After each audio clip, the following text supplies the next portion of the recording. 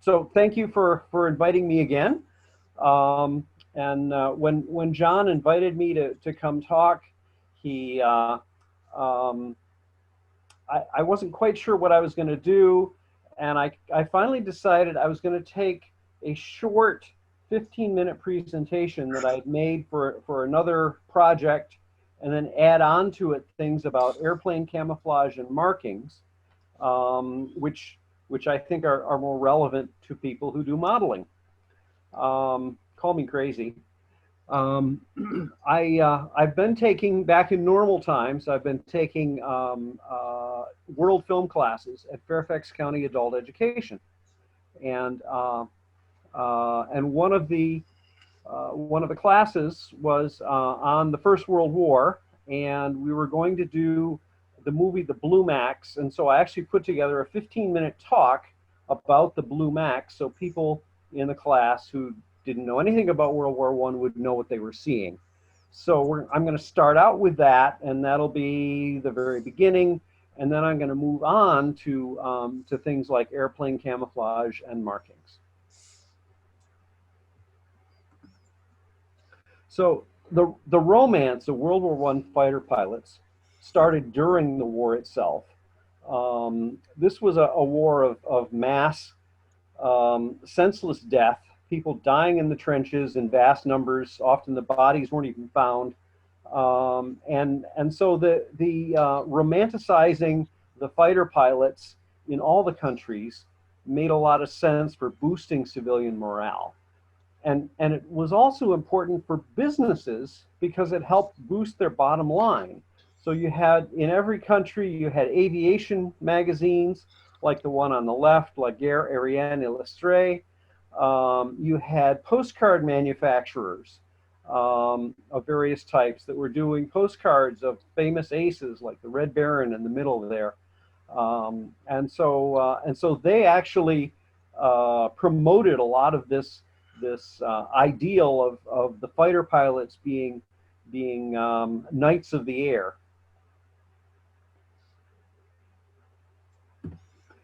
And that romance actually continues to this day. You can see wonderful air shows, including a very nice one up in Pennsylvania, about halfway between Harrisburg and Reading, Pennsylvania, where they have World War I planes doing World War I replica planes, full scale with pilots, doing dogfights. And it's really a cool show. And there's a number of places around the country where you can see such things.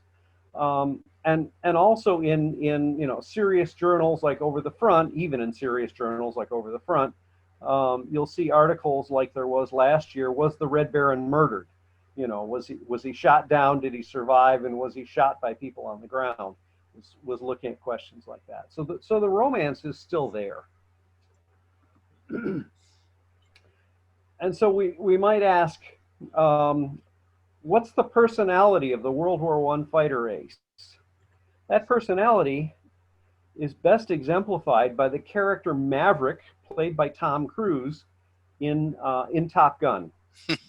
Even though they were flying jets instead of flying biplanes, it was the same personality type. And this is based in reality. This is what the World War I fighter pilots were like.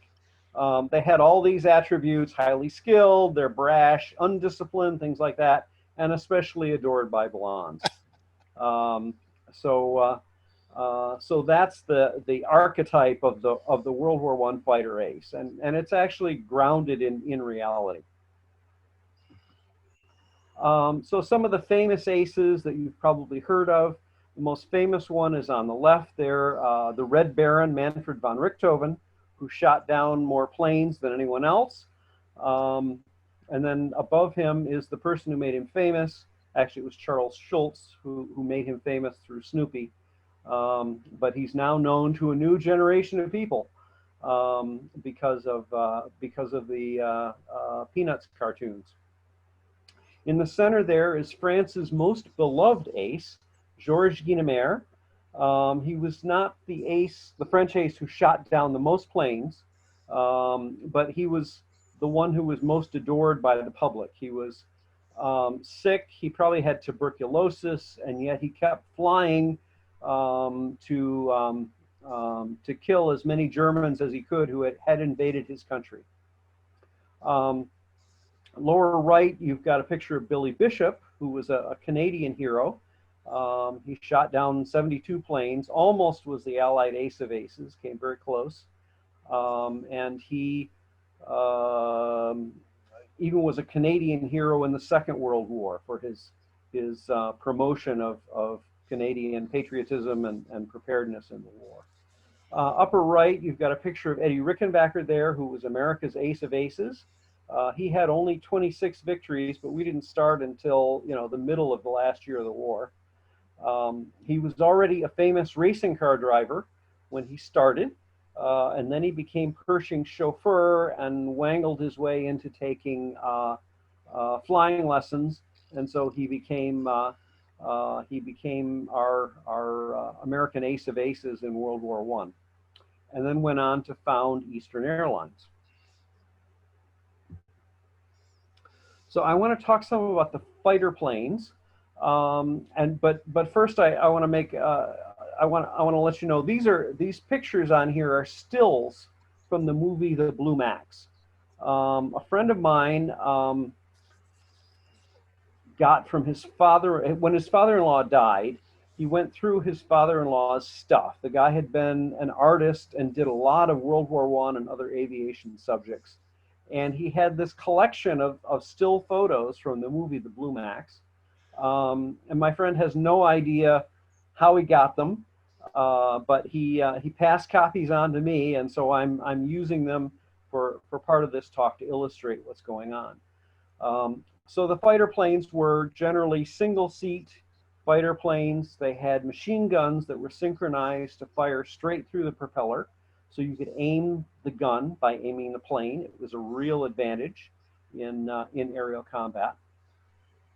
And on the top, you've got in the red Fokker triplane there is a character playing von Richthofen, the Red Baron, in the movie The Blue Max. And his plane is painted very much like that which was one of those that was flown by the Red Baron during the war. On the bottom, you've got two other fighter planes, a 1917 plane called a False D3 on the left, and the 1918 plane, the Fokker D7. That was probably the best fighter plane of the war.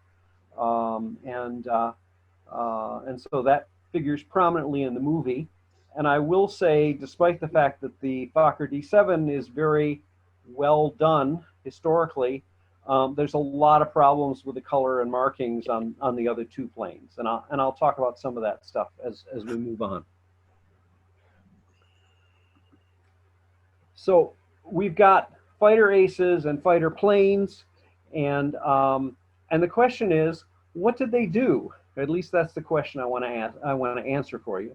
And the answer is not that wartime governments spent huge amounts of scarce resources building aircraft so that elite pilots from different countries could joust with each other in single combat in the air. That's not why they had them. So I'm going to work towards what role fighter pilots played. In World War I, on the Western Front, as you can see from the map, the Germans swept through Belgium in 1914 on their way to France. They ended up occupying almost all of Belgium except for a small sliver up in the northwest. And then they conquered about 12% of French national territory. The battle lines settled down, and they built trenches, and in many cases those battle lines did not move for years. So you had very static warfare. You can see in the upper right a color picture from the Blue Max stills of what trench warfare looked like. You've got German soldiers in their trenches. Out beyond them is no man's land and the enemy's trenches. And those sticks are holding barbed wire, which keep the enemy from quickly getting through, getting across no man's land to get to the German trenches. So in World War I, you had a situation where it was very difficult to overwhelm an enemy's trench system. It was not just a single trench; it was parallel trenches in a system that backed each other up. And so if you're trying to break through the enemy's trenches, you've got to get up out of your trench. You've got to go across no man's land, flat and muddy. You're slowed up by the barbed wire. You're being shot at by people who are standing in their own trenches. They're well protected. You've got machine guns and enemy artillery going against you. So generally speaking, countries were not able to, the defenders had the advantage, and countries where armies were not able to break through the enemy's trenches, which is why they stayed in the same place for years. The artillery ranged from everything from small field guns, French 75 millimeter guns, to things like the 9.2-inch railway gun that's shown in the photograph. The point here is that artillery was the big killer on the World War I battlefield, and that's something you need to know as we work towards the question of what did fighter pilots do. So what did they do that affected the World War I battlefield? They attacked or protected the observation planes that made artillery so lethal. My apologies, you saw this slide 4.5 years ago when I spoke, but I'll go through it. I'll go through it quickly and not dwell on it for too long. In prior wars, artillery was a short-range, line-of-sight weapon. You couldn't hit what you couldn't see. You could help that somewhat by climbing a tree or going up into a church tower, or even during the Civil War, they had a few cases where they had people going up in hot air balloons and giving them greater visibility so that their artillery could go just a little bit farther. World War I changed all that.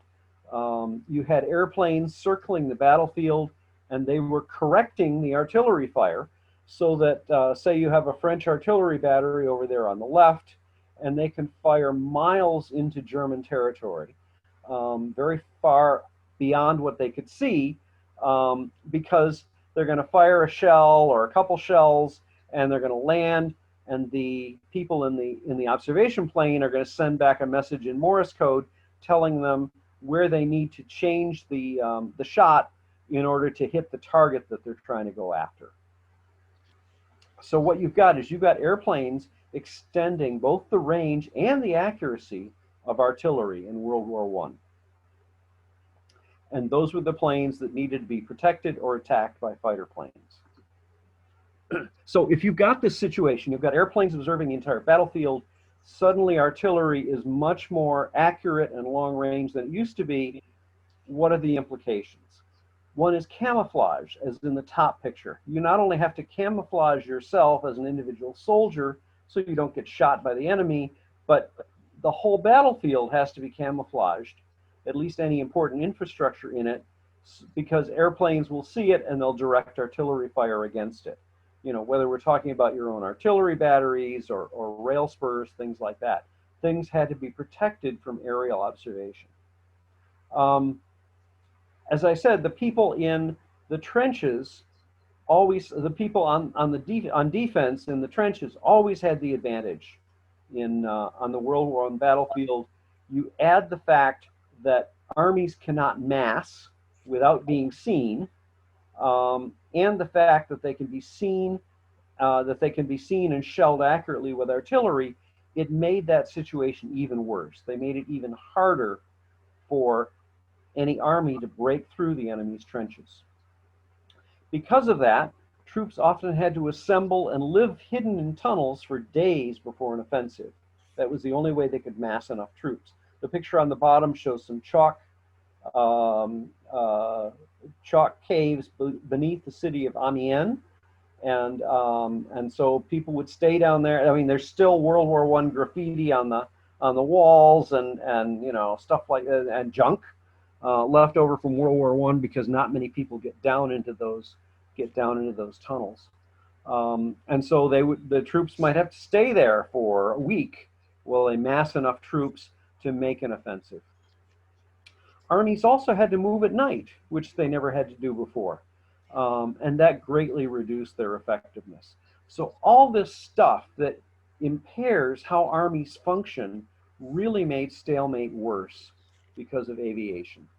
And again, that contributes to the trench lines not moving in some cases for years. Okay, so that's what the mission was of fighter planes and of aircraft in general. I want to move now to national markings and camouflage. When the war started, planes didn't have either. They didn't bother. They didn't need, you know, there were so few aircraft around, they didn't need to identify who was who, and they didn't need to be camouflaged. So they started without either national markings or camouflage. But as time went on, very shortly, troops started shooting at planes. I mean, a plane goes overhead, you got a rifle in your hand, what else are you going to do? You know, are you going to worry about whether it's British or German? Hell no. It's a plane, shoot at it. And then worse, you also have to worry about anti-aircraft artillery and air-to-air combat as these got developed as the war went on.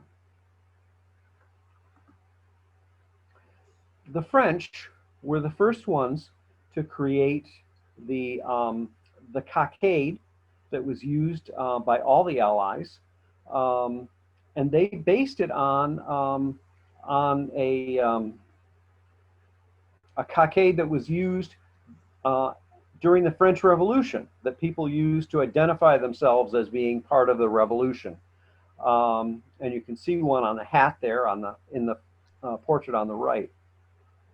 If Wikipedia can be believed, the French Air Force first started using them to some extent in 1912, although not many French planes actually had these before the war started. And you can see how in the photograph on the right, you've got a picture of a Newport 11 in the French Air and Space Museum, and you can see how they applied these cockades to their wings. The British first tried painting a Union Jack, their flag, on the wings or the tail of an aircraft. But the problem is, if you've got this plane speeding overhead and troops look up at it, it's going to look like an Iron Cross. And so they just ended up still getting their plane shot at. And so they finally had changed to something that looked more like the French cockade. And so the French started upper right with their cockade, and then the British used the same idea but simply reversed the colors since their flag had the same colors in it.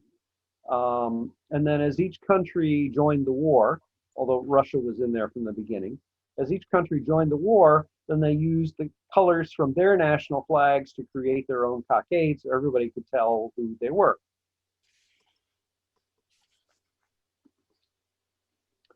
An interesting thing, though, that I've learned from air shows is that often the thing that's most visible when you're looking at an airplane that's flying is the white part of the national markings. You can see these against the sky in the upper two pictures. That's a replica of a Sopwith Pup on the left, and a replica of a Fokker triplane on the right. The thing that really stands out is the white part of the national insignia. So they were actually hurting their own camouflage.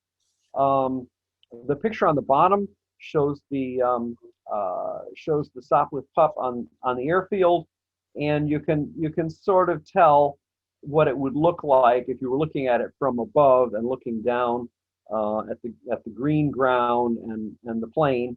The cockade the white part of the cockade would stand out. So it wasn't perfect. Let's put it that way. The German markings were interesting in a complicated way. The Germans used first, of course, they had no national markings at the very beginning of the war. Eventually, they settled on an iron cross upper left that was on a white field, um, and as time went on, they came to realize that it was much too visible, and you wanted to be able to identify the plane, not have it look like a beacon and a really easy target. So what they did was they changed it to so that it was really just kind of a thin white line around the edge of the cockade. I'm sorry, around the edge of the Iron Cross, instead of sitting on a large white field. And they used those for quite a bit of the war until March 1918.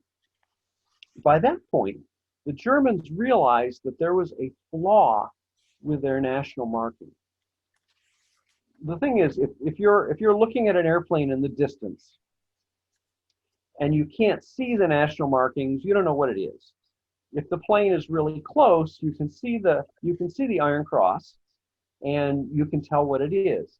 But in the middle distance, there's an area where the curvilinear Iron Cross actually looks circular. And so sometimes pilots had difficulty telling whether a German plane was German or not. And so they decided to fix that problem by making it a straight-sided cross. So they put in the third one there from roughly March to June 1918, to solve that problem. I should point out these dates are not cast in stone. They're sort of the theoretical dates, but sometimes you had problems like the Fokker aircraft factory never got the word of changing to the second kind of cross, and so they were using the 1915 cross on their airplanes as late as 1917 and early 1918, because they didn't get the memo, literally, and so there were problems with these. After experimenting with this straight-sided cross for about 4 months, they decided this doesn't show up very well. And so what they did was they increased the length of the arms on the cross, and as of June 1918, and that's what they stayed with for the rest of the war. Okay, now this phenomenon of the Iron Cross looking like a circle at kind of a far distance is something that I'm going to show you in 2 slides. All right, so hold that thought, and then I'll show you how this actually works. But first, we're going to go on to the other Central Powers countries, Germany's allies. The Austro-Hungarian Empire essentially followed Germany, sort of. They, sometimes they were late on stuff, but generally they tried following the changes of the German markings throughout the war. On the right, you've got the Iron Cross of the Kingdom of Bulgaria. And on the left, you've got this very odd-looking black square for the Ottoman Empire. And it's actually kind of the most fun to explain, because the Ottoman Turks were Muslims, of course, and they would buy planes from Germany, and these planes would come to them, and they'd all have Iron Crosses painted on them. Well, the Ottomans didn't want crosses on their airplanes. No good Muslim airplane would have a Christian cross on it. So what they did was they simply painted it out completely, and that became their national marking. All right, now at one point when watching the movie Hell's Angels by Howard Hughes in 1930, I noticed this phenomenon of an Iron Cross looking like a circle at a particular distance. And so I went back into that movie this week, and I did some screen captures where I actually found it, and I can show this phenomenon to you. In the upper left, you've got a picture of a large bomber painted to look like a German bomber, and you can see the iron crosses on it. And these are air-to-air movies that were taken. It's really nice air-to-air photography. And so you can see this plane has iron crosses on it. But if you look at the other two pictures on the right and the lower left, the distance is just right where you can't see the detail, and it really does look circular. And so that was the problem that they were solving when they changed the type of cross in the spring of 1918. And I suspect you're the first people who have seen this in a long time, because you just don't see this talked about or written about. Since I started talking about World War I films, especially the Blue Max, there's kind of a funny thing where the World War I films have always used the wrong cross on Fokker D7s from late 1918, mid to late 1918. The real ones at the top there always had the straight-sided cross, and yet you go back as far as Hell's Angels in 1930, or even to the Blue Max in 1966, and they don't put on that cross. And I think they just don't want to have to explain, well, at a certain distance, it looks like a circle and stuff like that. They just appeal to the 98% of the people who wouldn't know the difference, and so they're always using the wrong cross for 1918 aircraft. One of the problems with doing modeling of World War I aircraft is getting the colors right. And the reason is that the orthographic film, the black and white film that was used at the time, is terrible for figuring out what colors are. For example, in the two photographs on the left, you've got the same airplane, which has, well, it's either crashed or nosed over in a sloppy landing. And if you look at the fuselage color in the top, which is in sunlight, for the exact same plane, you compare it to the one on the bottom, and it just looks like two different aircraft. One is clearly light and the other is dark, and that's because of the orthographic film. The actual color it should be is shown on the right with the fuselage for the Albatross in the National Air and Space Museum. The fuselage is curved plywood, bent plywood essentially, and so it has a natural wood finish. And yet, to look at the two orthographic film pictures, especially the one on the bottom, you just wouldn't get that at all.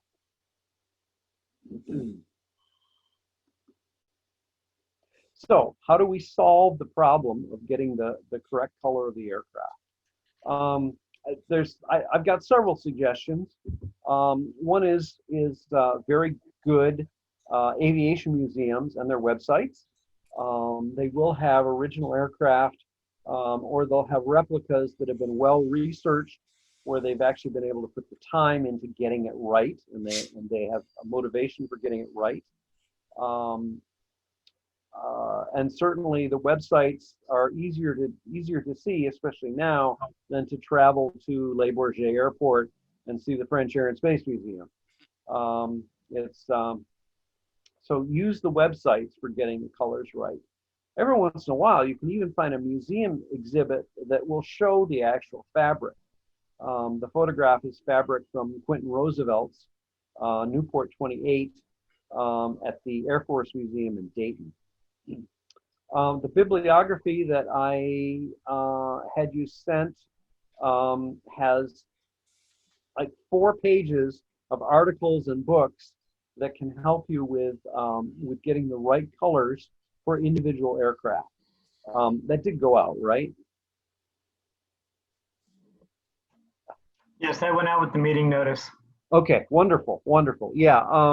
So that I spent a couple days putting that together. So I'm glad you've got it. I mean, it should be a very useful tool.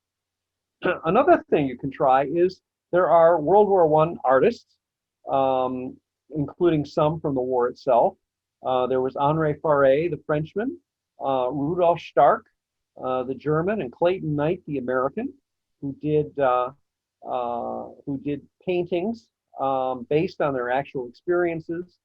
And you've also got people who, like Mike O'Neill and Russell Smith, who do paintings with a lot of having done a lot of research and get it right. The painting that's over my head, if you can see that at all, is one by Mike O'Neill, and he actually used aerial photographs to get the ground scene correct in the background of the picture. So there's some good research there.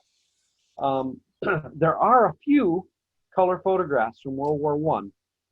The French had a system called autochrome photos, and there's a few of those around in publications. And there's a couple of examples. The issue over the front on the right has a wonderful article in it called Eyewitness, the True Colors and Markings of German Aircraft in World War I. And that's an almost 50-page article that talks about what intelligence officers and other people reported when they looked at captured German aircraft. And so you can find, for almost any aircraft, you can find at least 3 detailed reports that talk about the colors of it. So the stuff is out there. Unfortunately, there's not a lot of autochrome photos, but every once in a while you might find a real gem, especially like the one on the left showing the Newport. So moving on to camouflage. I imagine it was intentional, but I don't really know. That they used birds as a model for what airplane camouflage should look like. If you look at the 2 pictures of sparrows on the left, you can see that the top part of their fuselage and wings is kind of dark, and it's got markings in it, and so they're camouflaged from above by that. And yet underneath they have sort of this white or buff color to make them less visible from below. And that's what was done with World War I airplanes and all airplanes since, pretty much. There's 2 pictures of a French Breguet 14 bomber, and you can see from above you've got kind of dark colors in a pattern, and then from below you've got sort of this uniform buff color. That is hopefully supposed to hide it while it's flying overhead. Of course, some birds' colors were more fun to imitate than others, and often the Germans didn't bother with camouflage. They were having too much fun painting their airplanes. The British, in the latter part of the war, say, I don't know, mid-1917 on, had the same color on their aircraft. It was called PC-10 paint. It was painted on the fabric, and it was a color that sort of ranged from dark olive green to brown. And I put on here photographs from 3 different museums on 2 continents that show what this color looks like in various light conditions. So it varies a little bit, but it's the color they use consistently for the top of their airplanes. The French painted camouflage on the fabrics in stylized patterns, and you can see this from the color photograph on the right of a Breguet 14 observation plane. I took that photograph at the French Air and Space Museum at Le Bourget, and you can just see these blobs of color that are painted in. I call them stylized patterns because they were often fairly consistent. If they weren't exact, then they rhymed. You can see in the two pictures on the left, you can see a Brigade 14 bomber from above, and you can see that very dark splotch on the right wing. That was typically called a footprint by people, and below that you can see Eddie Rickenbacker's SPAD 13 fighter, a very different type of French aircraft, and it also has this kind of blob footprint on it.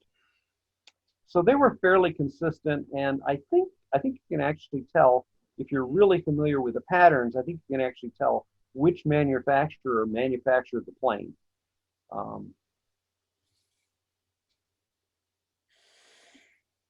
The Germans had a very interesting camouflage scheme. They printed lozenges, hexagrams, on the fabric, and printing it on the fabric saved weight. They didn't have to add paint to the entire airplane, although often they did just for fun. And so you can see on the left is the upper. You can see the lozenge pattern on the upper wing surface on the left, and it's a little darker than the corresponding pattern on the lower wing surface. So it fits that bird model. And I mean, these are really funky colors, and you might look at this and think, this is camouflage? But it turns out that when you're looking down on it, for example, and flying over the ground, it's there's really nothing for your eye to catch on to, and I'll show you. On the right is a Mike O'Neill painting. As I said, Mike does very accurate paintings, and you can kind of see how it worked by looking at the Fokker D7 and the ground below it. There's two examples of this lozenge camouflage from good aviation museums, the Air and Space Museum in Paris, and the Albatros D5A at the National Air and Space Museum downtown. So again, these museums and paintings can be a way to figure out what the colors were that they had. I mentioned aviation artists. On the left is a painting by Clayton Knight, the American, and he's got some British, it looks like Sopwith Camels in the background, and you can tell it's got the PC-10 color. So he did a lot of paintings, and there's and so if you can find those, you can use them as examples for how to correctly paint models. On the right is a painting by the French Impressionist artist Henri Faré, who actually flew with France's first bombardment group, and so he really knew what these planes looked like, not only close up, but as they moved in the air. And what he's doing is he's showing a Voisin bomber in that painting.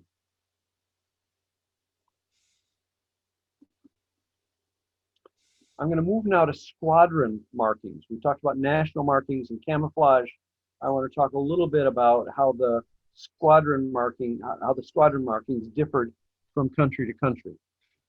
The French had an insignia which was painted on the fuselage or occasionally on the tail of the plane, but generally the fuselage.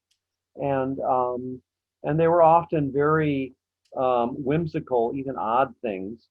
I kind of like the one on the upper right, which is a griffin, the mythological beast that you'd see on a French cathedral is riding a bomb down to the ground. In the center, on the bottom, you've got this really oddball thing. You've got a yellow elephant, which is designed to look like a Brigade 14 bomber. The tail is exactly that of the Brigade 14. I mean, it's kind of weird, but kind of funny. So they used insignia. The United States also used insignia painted on the sides of their planes. They had some rules. It was something like They had to be in combat. They had to be at the front for like a month or something before they could put on an insignia. And they had all sorts of things, including very odd, funny things. Like in the block on the right, at the very bottom in the center, you've got a witch riding a broom that looks like a World War I plane. You know, just very very odd stuff. And you can find these in the bibliography. I should back up. For the French one, there's a book that has all that stuff in color, and that if you want to get the insignia right, there are books that do that. The British markings were, I'm going to use the word boring. I'm sorry, but they were kind of geometric shapes painted on the fuselage. These are three different types of Sopwiths for three different squadrons.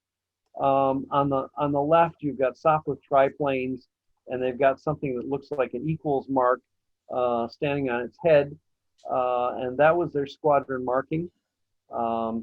In the center, you've got a Sopwith dolphin, and the squadron marking is that little white square that's in between the individual marking and the British cockade.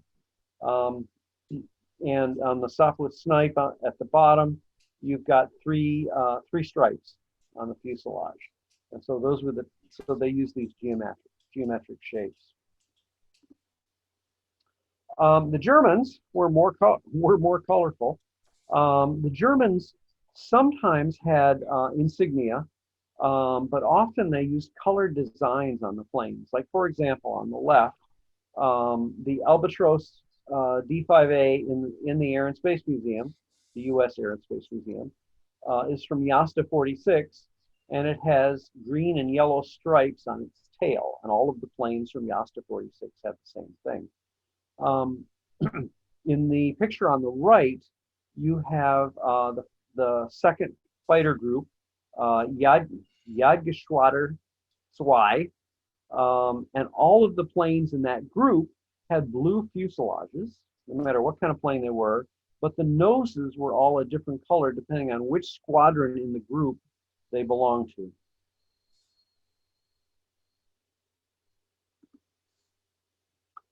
And I'll take your questions.